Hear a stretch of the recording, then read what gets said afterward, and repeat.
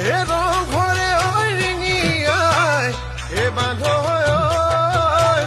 কোনো ধপে ধপাই ধুলেনো গুমে গুমাই এ বাঁধ দেখানো যন্ত্রণায়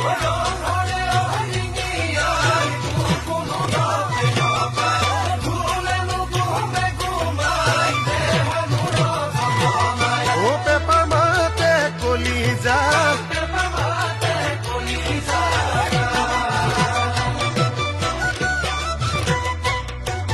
খগদেও ঈশ্বৰকে বান্ধৈ সেৱাতি